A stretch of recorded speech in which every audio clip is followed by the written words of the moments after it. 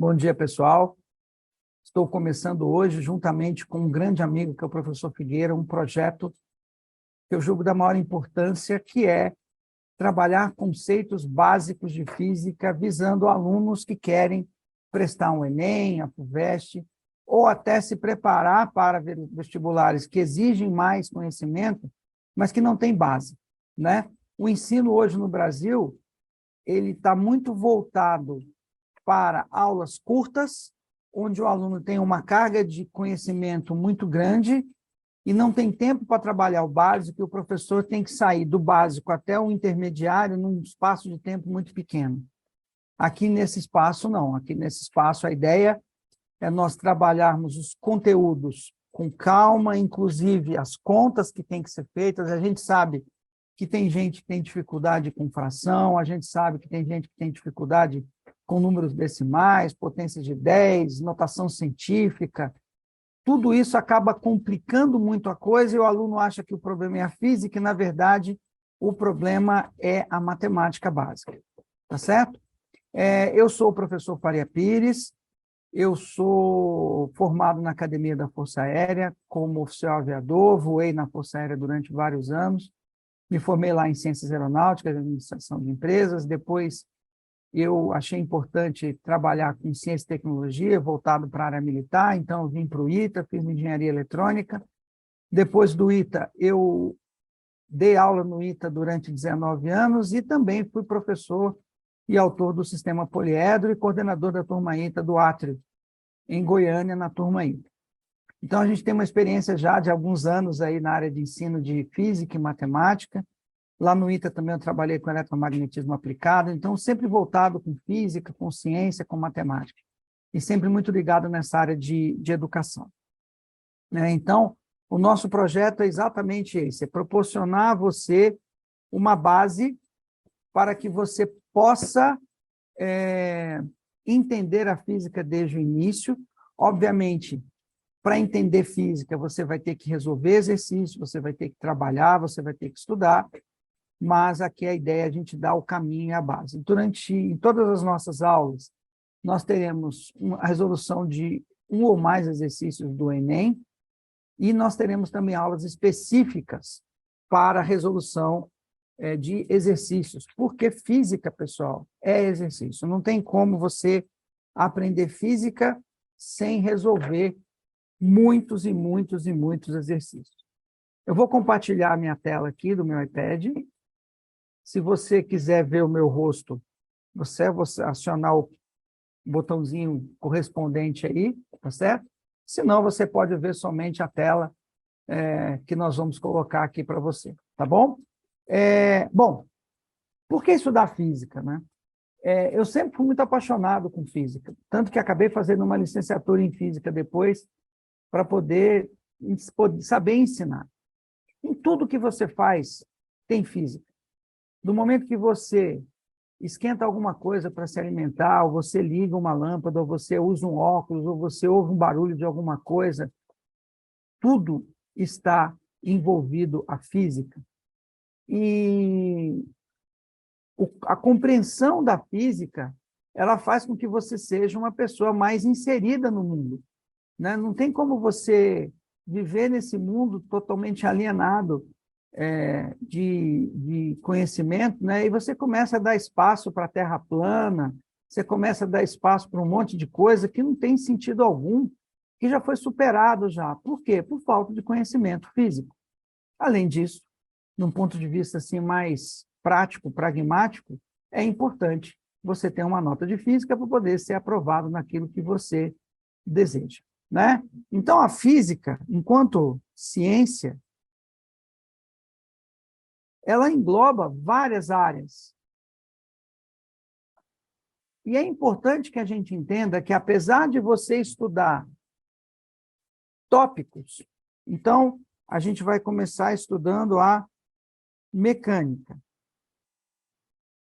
O que a mecânica estuda? A mecânica estuda o movimento.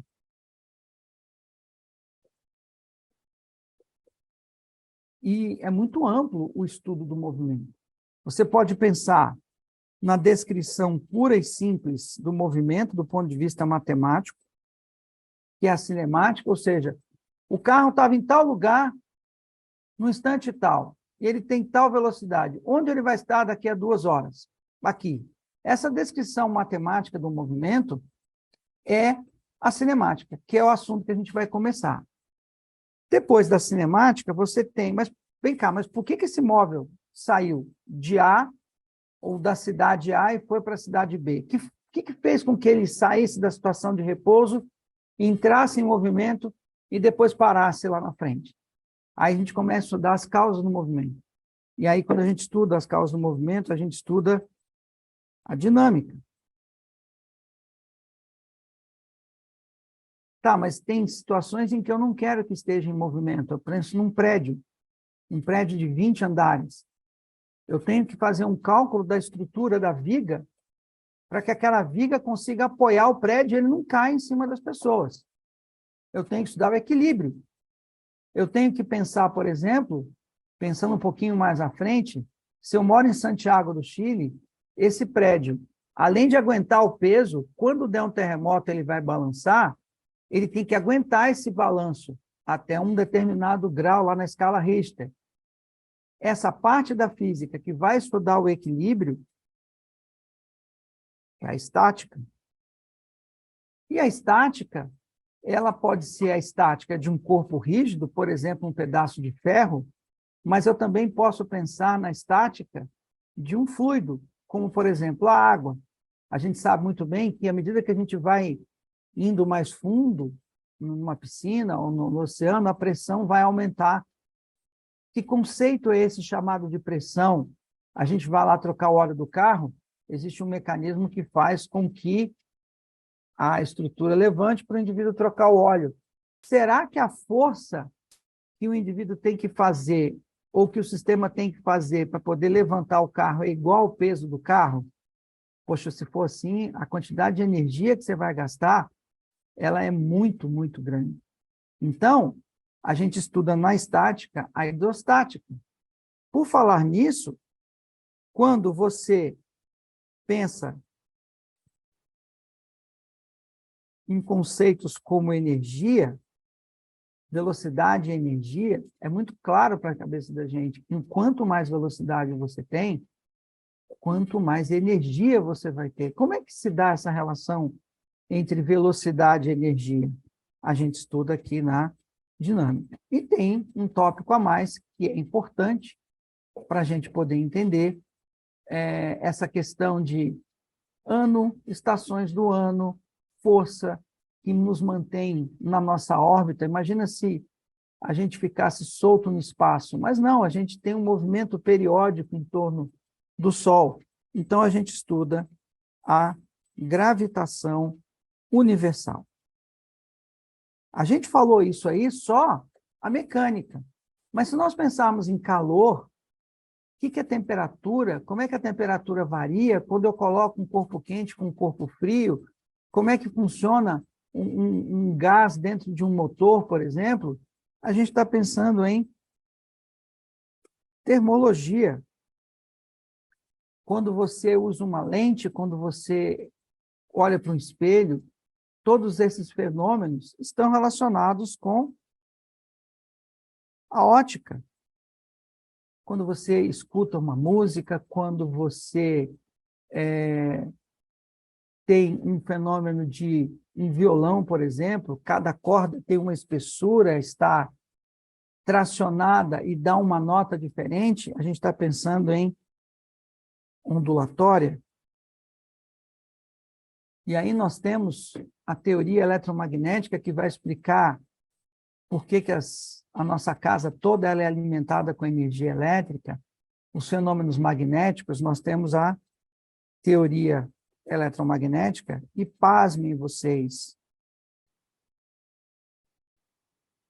tudo isso que eu estou falando aqui já tem mais de 150 anos.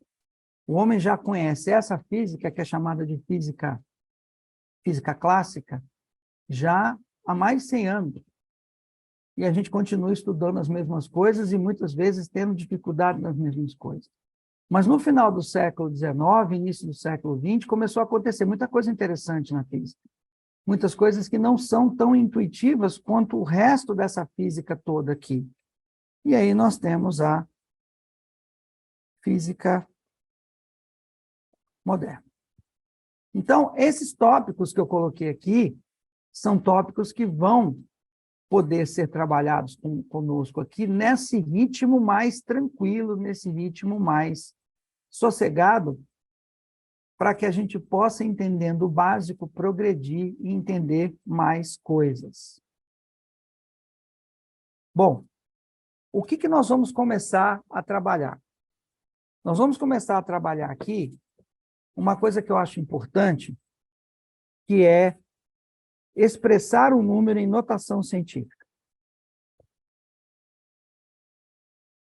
Notação científica e potência de 10. Gente, quando a gente é novo, muitas vezes a gente não tem a maturidade necessária para entender que a gente tem que prestar atenção numa aula.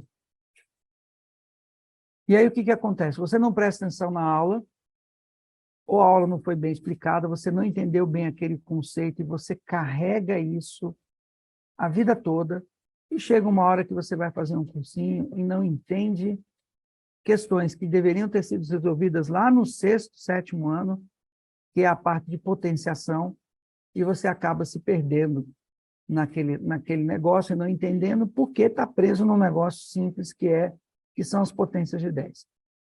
Então, vamos lá trabalhar com esses conceitos